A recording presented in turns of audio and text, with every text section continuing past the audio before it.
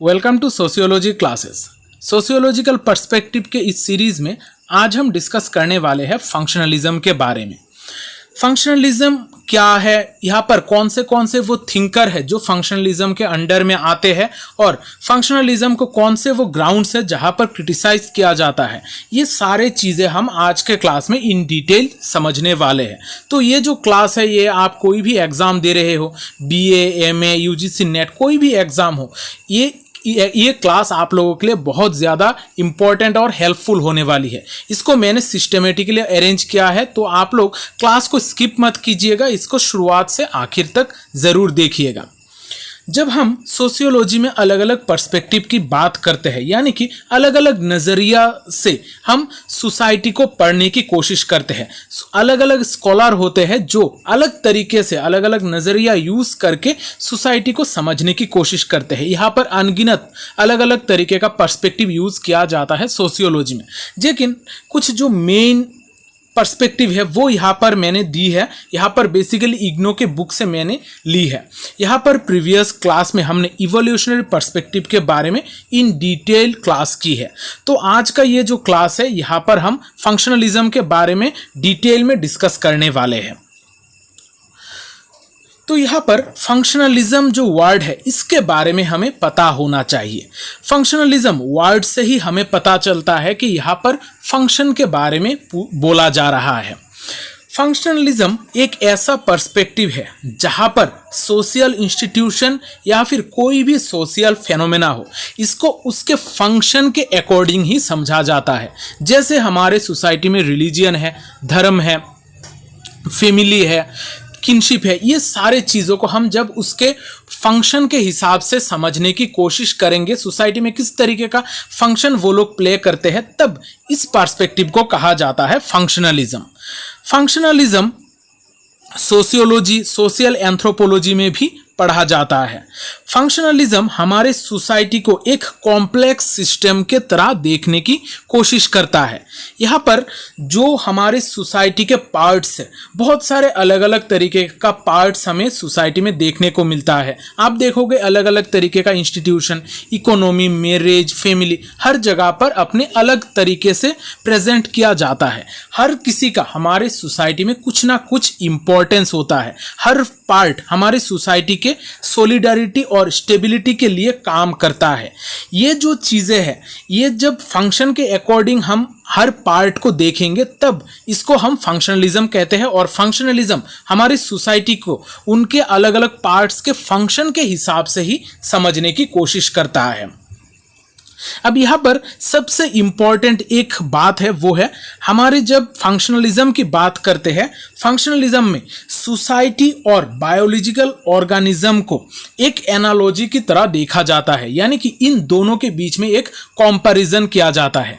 अब आप लोग अगर प्रीवियस क्लास आप लोगों ने की है इवोल्यूशनरी पर्सपेक्टिव का, वहाँ पर भी हम हमारे सोसाइटी को बायोलॉजिकल एक ऑर्गेनिज्म की तरह ही ट्रीट करते हैं, लेकिन ये दोनों चीज़ें डिफरेंट है। इसको थोड़ा ध्यान में आप लोग रखिएगा।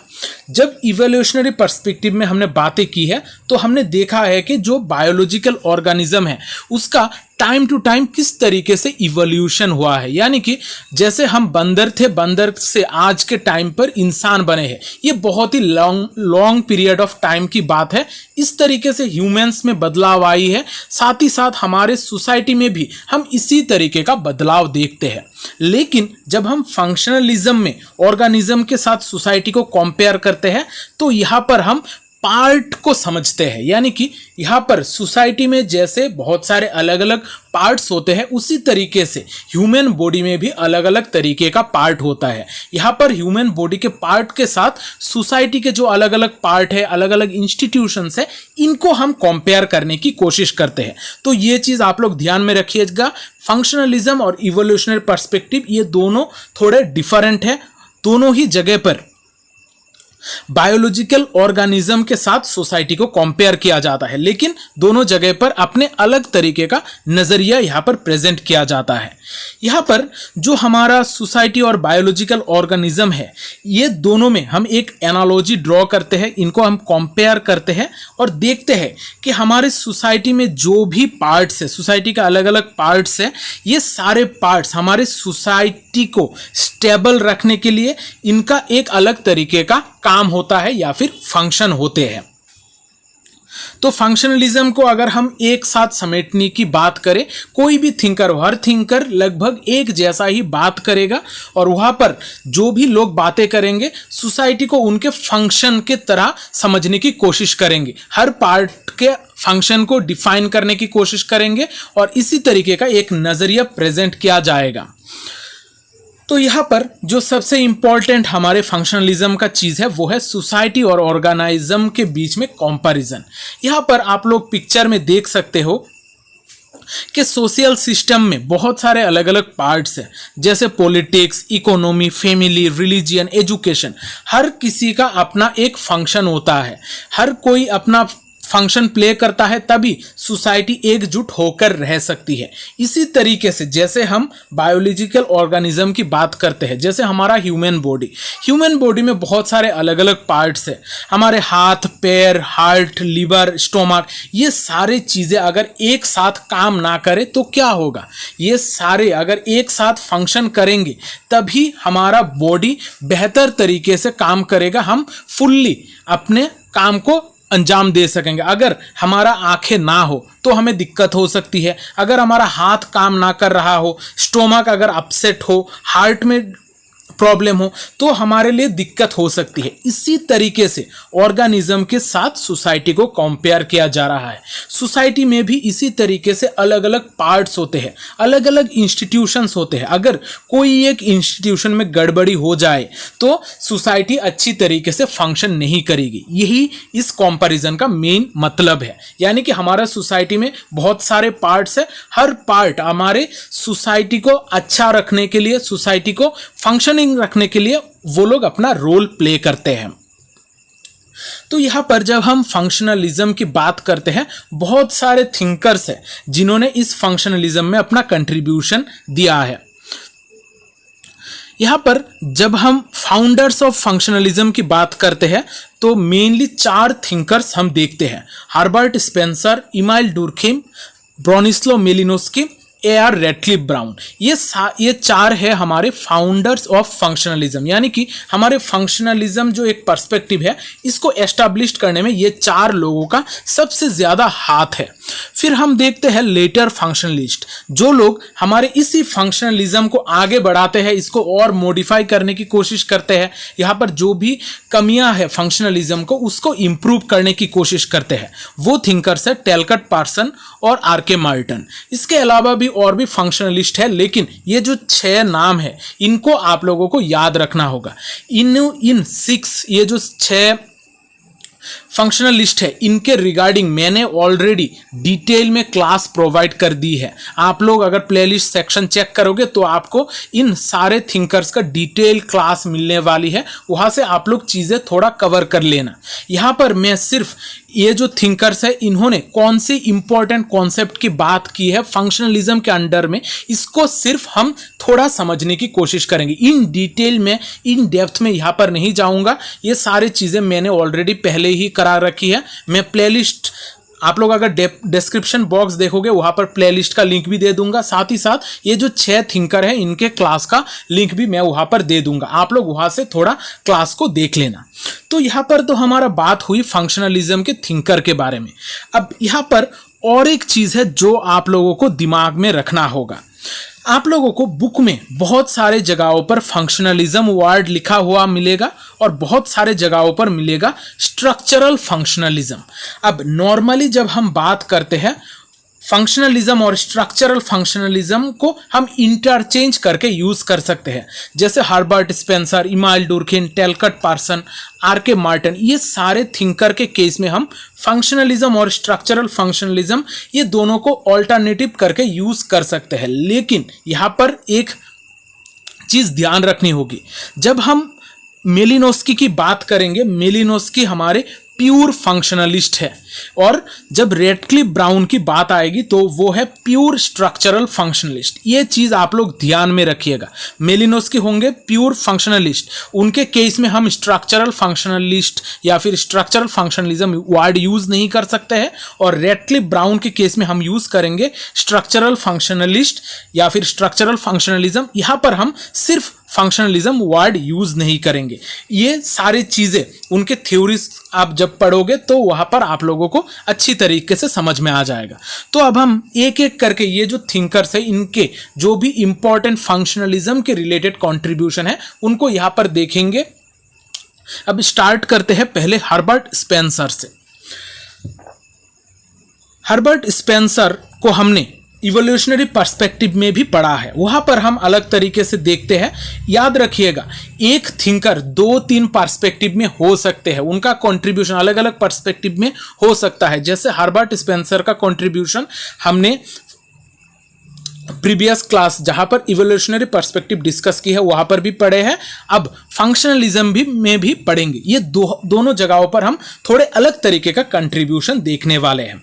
अब हर्बर्ट स्पेंसर की जब हम बात करते हैं, इन्होंने हमारी सोसाइटी को ऑर्गेनिज्म के साथ कंपेयर किया था। अभी जो हमने एक पिक्चर देखा है जहां पर हमने सोसाइटी और ऑर्गेनिज्म का कंपैरिजन किया है, ये मेनली हर्बर्ट स्पेंसर का कंट्रीब्यूशन है। उन्होंने ही पहली बार सोसाइटी को बायोलॉजिकल ऑर्गेनिज्म के साथ कंपेयर किया था।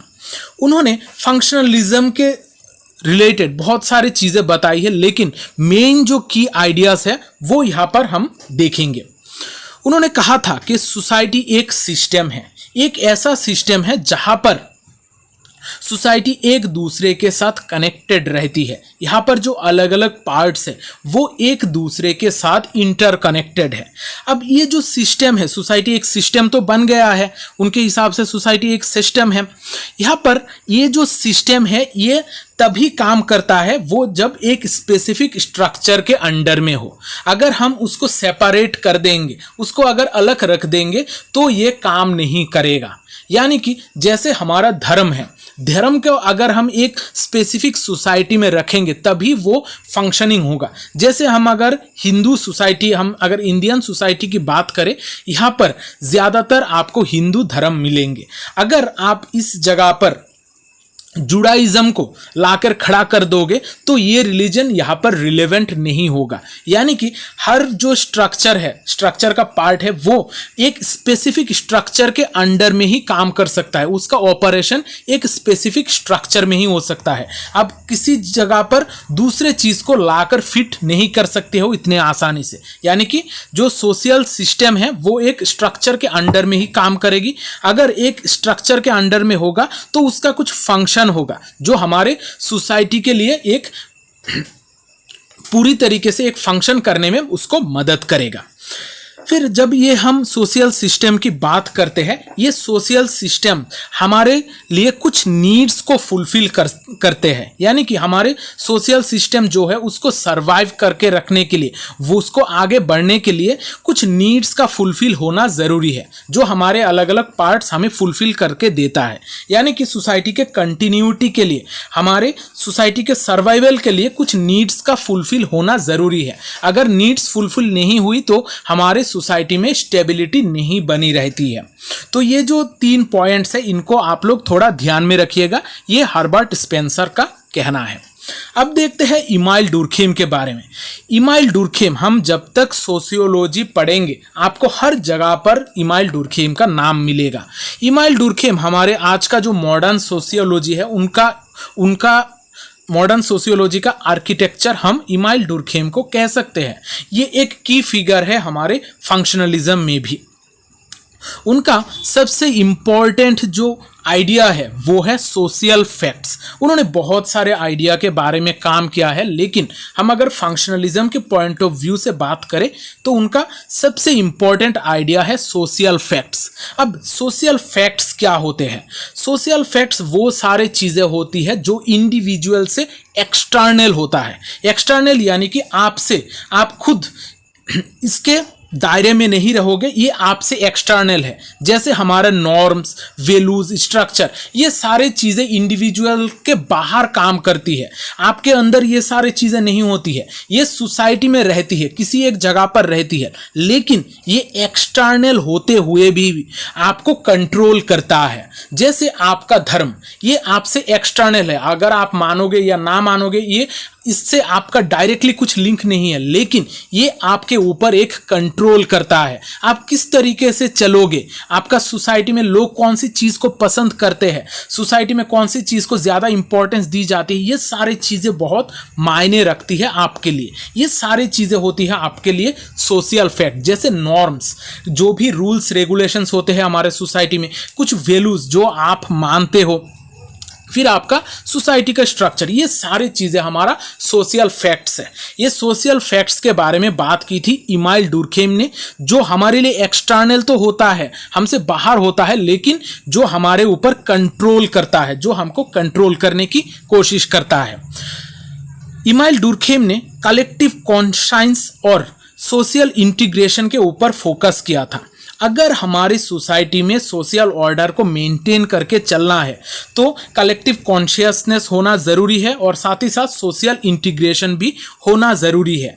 कलेक्टिव कॉन्शियस यानी कि जब लोग एक जैसे सोचते हैं, अगर किसी एक सोसाइटी में लोग एक जैसे सोचते हैं, तब वहाँ पर सोशल ऑर्डर बना रहता है और लोगों के बीच में एक सोशल इंटीग्रेशन की भी ज़रूरत होती है, जिसके द्वारा लोग इकट्ठा रहते हैं और एक दूसरे को हेल्प करते हैं, मदद करते हैं और काम सोसाइटी जो है वो आगे बढ़ती रहती है।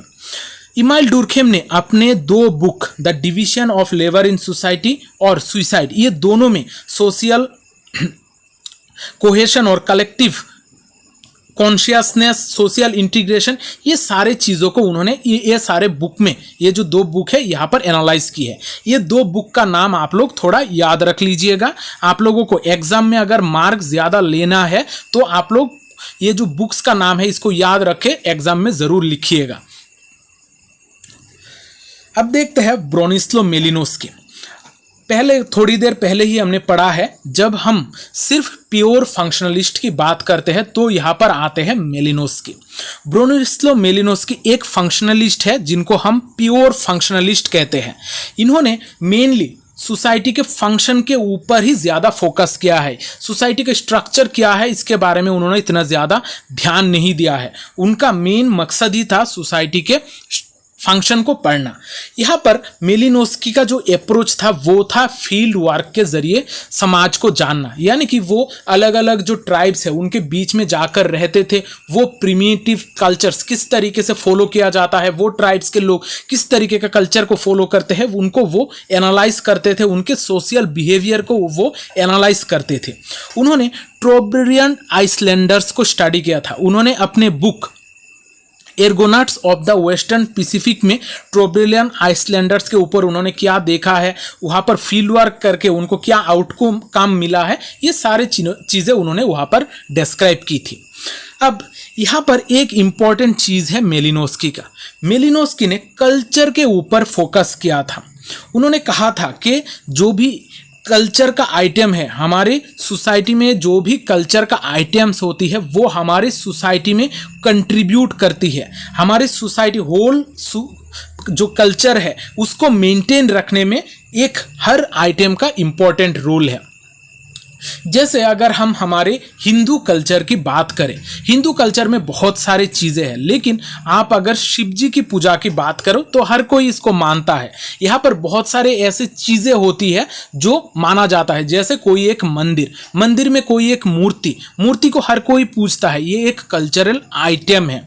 तो ये जो एक आइटम है ये आपके पूरे कल्चर को इम्पैक्ट करता है, आपके पूरे कल्चर को मेंटेन करने में मदद करती है। ये सिर्फ मैंने एग्जाम्पल दी है। इसी तरीके से हर सोसाइटी में, हर कल्चर में अपना एक कल्चर का आइटम होता है, बहुत सारे आइटम्स होते हैं, हर आइटम का कुछ ना कुछ कंट्रीब्यूशन होता है उस सोसाइटी को मेंटेन करने के लिए। अब इसी के रिगार्डिंग मेलिनोस्की ने 3 लेवल्स ऑफ नीड्स की बात की है कि हमारे सोसाइटी में मेनली 3 लेवल्स ऑफ नीड्स हमें देखने को मिलता है। पहला है प्राइमरी, नीड्स, फिर दूसरा है इंस्टीट्यूशनल नीड्स, फिर तीसरा है इंटीग्रेटिव नीड्स।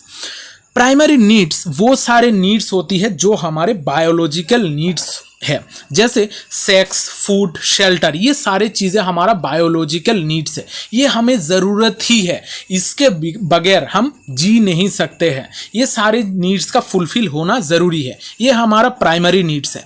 फिर है इंस्टीट्यूशनल नीड्स। इंस्टीट्यूशनल नीड्स जैसे अलग अलग तरीके का इंस्टीट्यूशन, जैसे इकोनॉमी, लीगल, मैरिज, ये सारी चीज़ें जो इंस्टीट्यूशंस है ये हेल्प करती है हमारा प्राइमरी नीड्स को फुलफिल करने के लिए। जैसे हम अगर सेक्स की बात करें, यहाँ पर अगर कोई लीगल रूल्स नहीं हो तो क्या ये चीज़ को हम सही डायरेक्शन में ले जा सकते हैं? इसमें बहुत सारे प्रॉब्लम आ सकती है। इस वजह से कुछ इंस्टीट्यूशंस का होना ज़रूरी है जो हमारे प्राइमरी नीड्स को फुलफिल करने में मदद करे। फिर है इंटीग्रेटिव नीड्स। इंटीग्रेटिव नीड्स वो सारे नीड्स होती है जो हमारी सोसाइटी को मेंटेन रखने में मदद करती है, सोसाइटी को इंटीग्रेट रखने में मदद करती है। जैसे हमारा रिलीजियन एक इंटीग्रेटिव नीड्स फुलफिल करने की इंस्टीट्यूशन है जो हमारी सोसाइटी के इंटीग्रेटिव नीड्स को फुलफिल करती है। ये 3 नीड्स के बारे में ब्रोनिस्लाव मेलिनोस्की ने बात की है, जहां पर हर किसी का अपना एक फंक्शन होता है और हमारे सोसाइटी में ये 3 तरीके का नीड्स का फुलफिलमेंट होना ज़रूरी भी होता है। फिर आते हैं A.R. रेटक्लिफ ब्राउन। A.R. रेटक्लिफ ब्राउन एक स्ट्रक्चरल फंक्शनलिस्ट है। इन्होंने फंक्शन के साथ साथ सोसाइटी के स्ट्रक्चर के ऊपर भी इम्पोर्टेंस दिया था। उनके हिसाब से हमारा जो सोशल स्ट्रक्चर है इसको मेंटेन अगर हम रख सके, ये बहुत इम्पोर्टेंट है, और इसको अगर हम मेंटेन रख सके तभी हमारे सोसाइटी में सॉलिडारिटी आएगी, लोग इकट्ठा रहेंगे, और ये सोशल स्ट्रक्चर के कुछ फंक्शन भी होते हैं, ये फंक्शन अगर फुलफिल होंगे तभी सोसाइटी इकट्ठा रह पाएगा। यहाँ पर जो एक इम्पॉर्टेंट चीज़ है वो है A.R. रेटक्लिफ ब्राउन ने नीड्स का जो वर्ड है इसको रिप्लेस करके नेसेसरी कंडीशन ऑफ एग्जिस्टेंस कहा था। हमने देखा है कि हर्बर्ट स्पेंसर, इमाइल डुर्खेम, मेलिनोस्की, ये सारे चीज़ें ये सारे लोग नीड्स के ऊपर फोकस करते हैं, और इसी नीड्स टर्म को रिप्लेस करके रेटक्लिफ ब्राउन ने कहा था नेसेसरी कंडीशंस ऑफ एग्जिस्टेंस। उन्होंने नेसेसरी कंडीशन ऑफ एग्जिस्टेंस के ऊपर फोकस किया था। रेटक्लिफ ब्राउन ने फोकस किया था कि जो हमारी सोसाइटी का अलग अलग डिफरेंट पार्ट्स है ये हमारी सोसाइटी के स्टेबिलिटी के लिए काम करते हैं, और हर पार्ट का अपना एक इम्पोर्टेंस होता है जो हमारे सोशल सिस्टम को फंक्शनिंग रखने के लिए काम करता है। उन्होंने ये जो चीज़ें एनालाइज की थी, उन्होंने ये स्टडी किया था अंडमान आइसलैंडर्स के ऊपर। वहाँ पर उन्होंने अलग अलग तरीके का सेरेमोनीज को एनालाइज किया था। अंडमान आइसलैंडर्स वीपिंग सेरेमोनी यानी कि रोने का एक सेरेमोनी करते थे, फिर डांसिंग का सेरेमोनी भी करते थे। अलग अलग ओकेशन पर ये सेरेमोनीज की जाती है। जैसे हम अगर वीपिंग सेरेमोनी यानी कि रोने वाला सेरेमोनी की बात करें, अगर हमारे यहाँ पर किसी की डेथ हो जाती है तब हम ये सेरेमोनी करते हैं, लोग आते हैं यहाँ पर रोते हैं। इसी तरीके से वहाँ पर भी कुछ वीपिंग सेरेमोनीज थे जो अलग अलग ओकेशन पर ये किया जाता था। फिर कुछ डांसिंग सेरेमोनीज भी थी जहाँ पर लोग खुश होकर नाचते थे। अब वहाँ पर उन्होंने देखा है कि अंडमान आइसलैंडर्स के वहाँ पर ये सारे जो सेरेमोनीज है इनका कुछ फंक्शन है। सोसाइटी के स्ट्रक्चर में ये सारे फंक्शंस को रखा गया है, ये सारे जो सेरेमोनीज है इनको रखा गया है। क्यों? क्योंकि ये सारे हमारे सोसाइटी के कुछ ना कुछ फंक्शन को फुलफिल करते हैं। जैसे ये जो सेरेमोनीज है, सेरेमोनीज की वजह से ही लोग इकट्ठा होते हैं, यहाँ पर जो भी कॉन्फ्लिक्ट का सिचुएशन होती है वो दूर हो जाता है और लोग एक साथ फिर से एस्टैब्लिश्ड होते हैं। उनके बीच में एक सॉलिडारिटी बनी रहती है, यानी कि एकता बनी रहती है, एकजुट उनको रखने में मदद करती है। इस वजह से ये सारे सेरेमोनीज इम्पॉर्टेंट है। इसी के स्टडी के द्वारा A.R. रेटक्लिफ ब्राउन ने कहा था कि हमारे सोसाइटी में स्ट्रक्चर के साथ साथ फंक्शन भी बहुत इंपॉर्टेंट है, और सोसाइटी का अगर स्ट्रक्चर अच्छी तरीके से काम करेंगे, हर पार्ट अगर अच्छी तरीके से काम करेगा तो हमारा सोशल सिस्टम बेहतर तरीके से फंक्शन करेगा। अब देखते हैं टैलकट पार्सन के बारे में। टैलकट पार्सन एक ऐसा फंक्शनलिस्ट है जो बाकी के जो फंक्शनलिस्ट जिन्होंने भी काम किया था उनके थ्योरीज को इकट्ठा करके उन्होंने एक फंक्शनलिस्ट थ्योरी का डेवलपमेंट करने की कोशिश की थी। उन्होंने बहुत सारे थ्योरीज दी है, यहाँ पर हम ये सारे चीज़ें डिस्कस नहीं करेंगे। अगर आपको डिटेल्स क्लास देखनी है तो आप लोग मेरे प्रीवियस लेक्चर्स फॉलो कर सकते हो। तो यहाँ पर टेलकट पार्सन को हम सिर्फ फंक्शनलिज्म के पॉइंट ऑफ व्यू से देखने वाले हैं। टेलकट पार्सन ने फोकस किया था सोशल सिस्टम के ऊपर। उनके हिसाब से सोशल सिस्टम जो होता है वो होता है हमारे सोसाइटी का अलग अलग पार्ट्स जब एक साथ एकजुट होकर काम करते हैं तब जो तैयार होते हैं वो होता है हमारा सोसाइटी का सोशल सिस्टम। और सोशल सिस्टम अगर बेहतर तरीके से काम करेगा तभी हमारा सोसाइटी फंक्शनिंग रहेगा और सोसाइटी बहुत आगे तक जाएगा। तो यहाँ पर जो सोशल सिस्टम है इसका भी कुछ नीड्स होते हैं, इसका नीड्स को भी फुलफिल करने की ज़रूरत है। इसके रिगार्डिंग भी उन्होंने कहा है कि बहुत सारे अलग अलग तरीके का सोशल सिस्टम के पार्ट के बारे में भी उन्होंने बात की है। यहाँ पर सबसे इम्पॉर्टेंट जो कंट्रीब्यूशन है वो है उनका एजाइल स्कीम या फिर एजाइल मॉडल। उन्होंने 4 फंक्शनल इंपैरेटिव्स के बारे में बात की है। अगर हमारे सोशल सिस्टम को सरवाइव करना है तो हमारे 4 फंक्शनल इंपैरेटिव्स बहुत नेसेसरी हो जाते हैं इसके रिगार्डिंग। उन्होंने इसी के रिगार्डिंग एजाइल मॉडल के बारे में बात की थी, जहां पर एजाइल के 4 वर्ड से बनता है। ए से बनता है एडाप्टेशन, फिर जी से बनता है गोल अटेनमेंट, आई से बनता है इंटीग्रेशन, एल से बनता है लेटेंसी।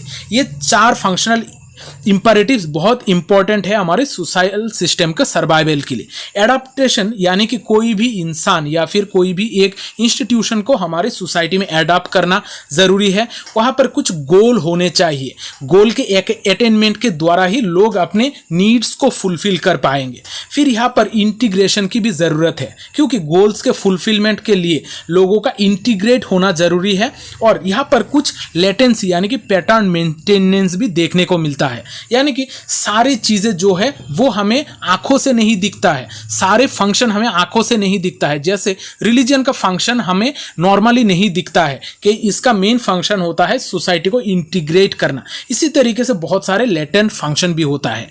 ये 4 तरीके का फंक्शनल इंपैरेटिव्स के बारे में टेलकट पार्सन ने बात की थी। टेलकट पार्सन ने वैल्यूज और नॉर्म्स के ऊपर भी फोकस किया था। अब देखते हैं आर.के. मार्टन का कंट्रीब्यूशन। आर.के. मार्टन एक ऐसा फंक्शनलिस्ट है जिन्होंने मेनली फंक्शनलिज्म के लिमिटेशन के ऊपर फोकस किया है। कौन से वो चीज़ें हैं जो फंक्शनलिज्म में गलत है, जिसको हमें सुधारने की ज़रूरत है, ये सारे चीज़ों के बारे में बात की है रॉबर्ट मार्टन ने। उन्होंने फंक्शनलिज्म का जो लिमिटेशन है उसको एड्रेस किया था और उसी के रिगार्डिंग 3 फंक्शनल पोस्टुलेट्स के बारे में उन्होंने बात की थी। ये जो 3 फंक्शनल पोस्टुलेट्स है ये बेसिकली क्रिटिसिज्म ऑफ फंक्शनलिज्म भी हम इसको कह सकते हैं। ये जो 3 फंक्शनल पोस्टुलेट्स है इनको आप लोग थोड़ा याद कर लीजिएगा क्योंकि ये एग्जाम में पूछा जाता है। पहला पोस्टुलेट है पोस्टुलेट ऑफ फंक्शनल यूनिटी, फिर है पोस्टुलेट ऑफ यूनिवर्सल फंक्शनलिज्म, फिर पोस्टुलेट ऑफ फंक्शनल इनडिस्पेंसिबिलिटी। ये जो अलग अलग तरीके का फंक्शनलिज्म का चीज़ें हैं इनको मेनली कहा था रैडक्लिफ ब्राउन और मेलिनोस्की ने। और इन्हीं चीज़ों को जब उन्होंने क्रिटिसाइज किया, उस वहाँ पर जो भी प्रॉब्लम है जब इसको मॉडिफाई किया गया तब इसको कहा गया postulate of functional unity, postulate of functional universal functionalism, postulate of functional indispensability. यहाँ पर मैं डिटेल में डिस्कस नहीं करूँगा, डिटेल में सारी चीज़ें मैंने ऑलरेडी प्रीवियस लेक्चर में दे दी है। वहाँ पर आर.के. मार्टन का क्लास आप लोग देख सकते हो, सारी चीज़ें डिटेल में मिल जाएगी। अब आर.के. मार्टन ने सिर्फ फंक्शनल पोस्टुलेट्स के बारे में बात नहीं की थी, उन्होंने पहली बार मैनिफेस्ट एंड लेटेंट फंक्शन के बारे में बात की थी कि हमारे सोसाइटी में कुछ मैनिफेस्ट फंक्शन होते हैं और कुछ होते हैं लेटेंट फंक्शन जो हमें इमीडिएटली देखने को मिलता है, जो हम हर कोई इसके कॉन्सिक्वेंसेस के बारे में अवेयर होता है। इस तरीके का फंक्शन को कहा जाता है मैनिफेस्ट फंक्शन। और कुछ फंक्शन होते हैं जो हमें आंखों से दिखाई नहीं देता है लेकिन वो हमारे सोसाइटी के लिए, सोशल स्ट्रक्चर के लिए ज़रूरी होता है, इसको कहा जाता है लेटेंट फंक्शन। आर के मार्टन ने डिसफंक्शन के बारे में भी बात की थी कि सोसाइटी में सारी चीज़ों का फंक्शन होगा ऐसी कोई ज़रूरी नहीं है। सोसाइटी में बहुत सारे ऐसे चीज़ है जो हमारे सोसाइटी के फंक्शन को रोकता है, जिसको उन्होंने कहा है डिसफंक्शन, जो हमारे सोसाइटी के स्टेबिलिटी के लिए कंट्रीब्यूट नहीं करता है, सोशल ऑर्डर को डिसरप्ट करता है यानी कि रोकता है, सोसाइटी में मेनली प्रॉब्लम क्रिएट करता है। इन सारे चीज़ों के बारे में भी आर के मार्टन ने बात की है। तो यहाँ पर हम देखते हैं कि बहुत सारे अलग अलग तरीके का कंट्रीब्यूशन अलग अलग थिंकर्स ने दी है, और इन सारे लोगों का एक ही कहना है कि सोसाइटी में हर सोशल इंस्टीट्यूशन का, सोसाइटी का पार्ट का, हर किसी का अपना एक फंक्शन होता है। हर कोई फंक्शन के ऊपर ही फोकस कर रहा है, लेकिन हर किसी का अपना अलग तरीके का नज़रिया है, हर किसी का अपना अलग थ्योरी है, लेकिन मेनली वो लोग फोकस कर रहे हैं फंक्शन के ऊपर। अब ये जो फंक्शनलिज्म का कॉन्सेप्ट है, फंक्शनलिज्म पर्सपेक्टिव है, इसको बहुत सारे थिंकर्स जो है क्रिटिसाइज भी करते हैं। यहाँ पर बहुत सारे क्रिटिसिज्म का रीज़न है, जैसे no importance of an individual. अभी तक हमने जो पढ़ा है, कहीं पर भी इंडिविजुअल के ऊपर फोकस नहीं किया गया है, यानी कि फंक्शनलिज्म टोटालिटी को देखता है, फंक्शनलिज्म हर पार्ट को देखता है, हर पार्ट का फंक्शन के ऊपर फोकस करता है। लेकिन यहाँ पर एक इंडिविजुअल क्या कर सकता है, उसका क्या रोल रहेगा, उसका क्या इंपॉर्टेंस है, ये चीज़ों के बारे में कहीं पर हमने देखा भी नहीं है। इस वजह से इस हिसाब से फंक्शनलिज्म को क्रिटिसाइज किया जा सकता है। यहाँ पर सोशल चेंज के बारे में कुछ नहीं बात की जाती है, क्योंकि फंक्शनलिज्म में कहा जाता है कि हर किसी का एक अपना फंक्शन है, हर कोई अपना रोल प्ले कर रहा है। इस वजह से सोसाइटी जिस तरीके से है उसी तरीके से फंक्शन करती रहेगी। लेकिन सोसाइटी में सोशल चेंज किस तरीके से आ रहा है, इसका रीज़न क्या है, इसके बारे में फंक्शनलिज्म में कुछ बातें नहीं बताई जाती है। फिर यहाँ पर हम देखते हैं कि फंक्शनलिज्म में इंटीग्रेशन के ऊपर बहुत ज़्यादा फोकस किया जाता है।